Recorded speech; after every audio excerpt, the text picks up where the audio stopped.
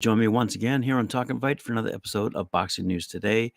And today we're going to start off with some news out of the IOC, courtesy of World Boxing. So, World Boxing, as you know, has been formed to try to get the Olympics to recognize that they are the governing body in the amateur sport with respect to ensuring the continuance at the Olympic Games beyond Paris 2024.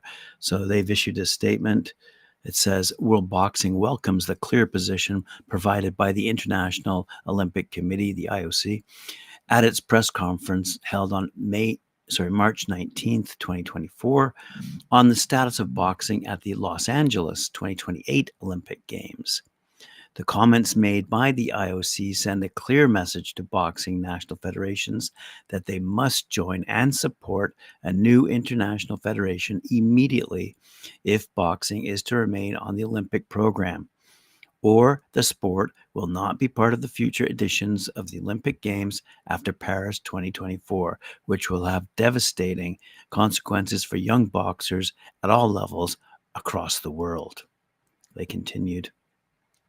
World Boxing aims to be the new international federation and has been established with the primary aim of ensuring that boxing remains at the heart of the Olympic movement. It has been founded on the principles of integrity, honesty, and excellence, and is underpinned by rigorous governance practices designed to put the interests of boxers first and ensure that the integrity of the sport is guaranteed and competition is fair. World Boxing will seek recognition from the International Olympic Committee, and should it choose to engage with us, we are committed to working constructively and collaboratively with national federations and all stakeholders to develop a pathway that will preserve boxing's place at the Olympic program at Los Angeles 2028 and beyond.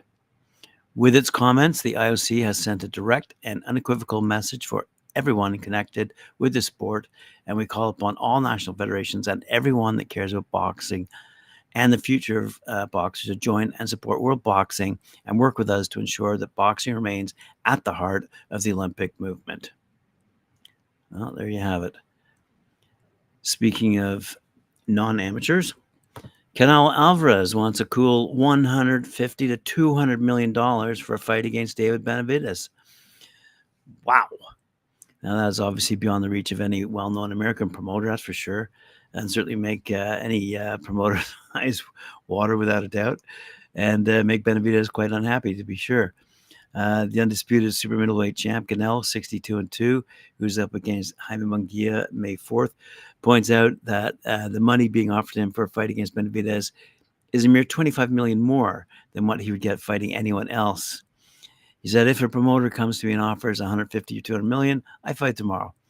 If that's on the table, I'll fight him tomorrow, said Canelo during his press conference the other day held with Jaime Munguia. That's the reason I fight with him, because the only thing he brings to the table is 25 million more, said Canelo. Floyd Mayweather, by the way, Floyd Mayweather Jr. made 300 million for his 2015 fight against Manny Pacquiao. And when you look at the huge purse he received, it's logical for Canelo to be asking for a massive amount of dough, or not fight at all, to take on the biggest risk against a younger fighter at the top of his game, without a doubt. If Canelo loses or looks back against Jaime Munguia, then he can forget about his chances of getting that huge dough to fight Benavidez from one of the promoters. It's a dangerous fight for Canelo, where he could lose or struggle to win, and that would be viewed as a loss. So there's a lot riding on this Jaime Munguia fight with respect to Canelo's future and whether he can really make that payday happen or not. Anyway, also at that press conference, Oscar De La Hoya was chiming in, but on the subject of Oscar De La Hoya, Canelo Alvarez was pretty explicit in who he was thanking. He thanked premier boxing champions, Al Hyman. He thanked Jaime Munguia, and even the challengers from Mexican promoter Fernando Beltran. But left off that list was De La Hoya, who later had to explain to a reporter that he was involved in negotiations all the way until they reached the finish line. Now, there's no secret that De La Hoya supported Alvarez more than a decade ago, and Alvarez had remained in the Golden Boy promotion stable during quite a period of turbulence when De La Hoya struggled with addiction, and Heyman recruited a slew of his then Golden Boy fighters to the newly formed PBC, including Deontay Wilder, Shermal Charlo, his brother Jermal Charlo, and also 4 division champ Leo Santa Cruz. So, but anyway, the point of the matter is Alvarez had nothing to say about De La Hoya. What he did say on being back, shall we say, on stage with De La Hoya, he says, I don't like that kind of person, to be honest. That's it. But I feel comfortable because it's my land, not his land. At the end of the day, I feel comfortable with myself, with everything I did, because everything you see, we made that, nobody else. Beltran, BBC, and Canal team, that's it. With respect to his supposed split with the PBC to return only for this particular fight against Munguia, I'm very happy to be working with everybody. I'm happy to work with Al Heyman, and he's happy to work with me. And if something happens, if someone out there for me more important, I'm going to do it. And I'm going to be good with Heyman and with everybody. I like to work with everybody. And they know I'm very disciplined. I'm a very hard worker, and that's why I can do anything. So there you go. Let's move along to Jose Zepeda. He's fighting soon, and he hopes that that big win against WBC number 13 super lightweight Dalton Smith will springboard him toward a fourth shot at world honors. The 3-time world title challenger looks to inflict a first professional loss to Sheffield Smith in an intriguing main event at the Utilita Arena taking place on DAZN. He said, this is going to be a hell of a fight. One thing we know, we have to win big. I have to win this fight. I'm still here because I want new opportunities. I want my 4th chance at a world title. I'm already 34 years old. That's why I'm taking hard fights. I want hard fights, and I'm planning my way back with this fight. Well, you know, his opponent's got a 15-0 record, and he's a pretty big star over in the UK. So we're looking forward to that fight for sure and the result. Upcoming, we see Emmanuel Navarrete, 38-1-1, will take on Denis Berinchik, 18-0, for the vacant WBO lightweight title. That's going to take place on Saturday, May 18th at the Pechanga Arena in San Diego.